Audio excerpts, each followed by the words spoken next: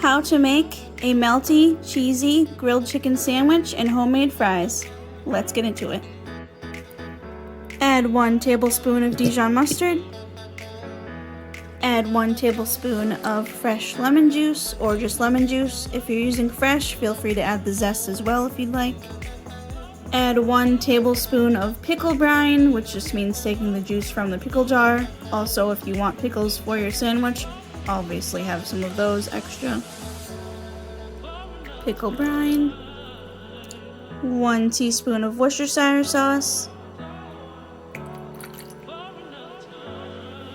Mince 1 garlic clove. Add your minced garlic to the bowl. Add 2 tablespoons of extra virgin olive oil. And whisk everything until well combined. Once everything's well mixed together, put it aside for a minute and grab about 1.5 pounds or 2 of chicken breast. Season both sides with some salt and pepper. And once you're done seasoning both sides with salt and pepper, take your chicken and put it into your marinade. Mix up your chicken in the marinade to coat everything nice and evenly. And let your chicken marinate for at least 15 minutes at room temperature or up to 2 hours in the fridge.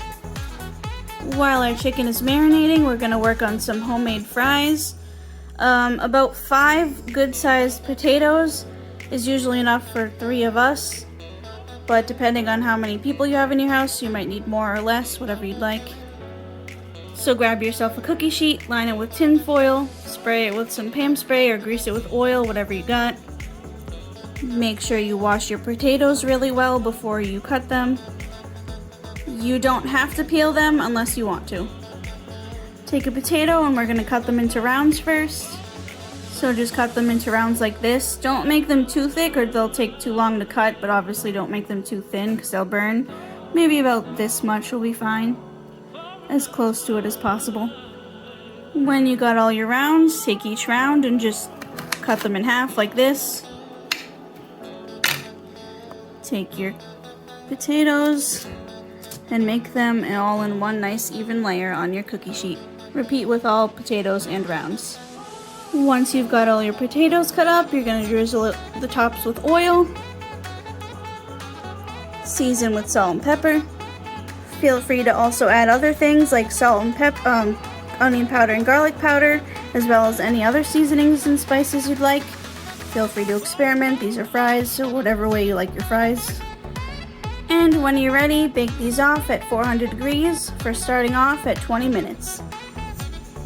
When your chicken's ready to be cooked, put about 1 tablespoon or so of oil into a grill pan, or you can do this on your outside grill. Just make sure you oil the grates first.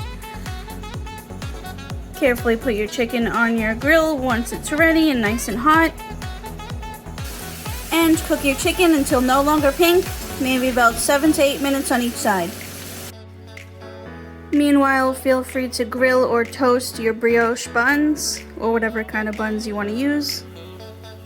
When your chicken is no longer pink on the inside, you can either take it off the grill, or you can add some cheese and let it melt first.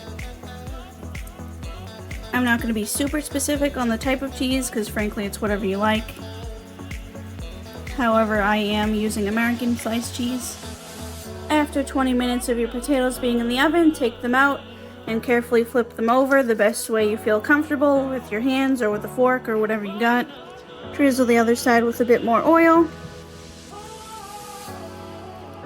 Feel free to season them with a little bit more salt, pepper, onion powder, and garlic powder. And bake for another 10 to 20 minutes or until your potatoes are fully cooked and nice and crispy, or till desired doneness. Meanwhile, if your cheese is nice and melty on your chicken, remove it from the heat. Let them rest for about 5 minutes or so before eating. And when your potatoes are done to desired doneness, take them out of the oven and let them rest for about 5 minutes to cool down. And when you're ready to assemble your burger, add whatever condiments you like, mayo, mustard, ketchup, top with lettuce, onion, tomato, pickles, whatever you'd like. And this is just a mixture I made with ketchup and mayo just so I can dip my fries in. and enjoy.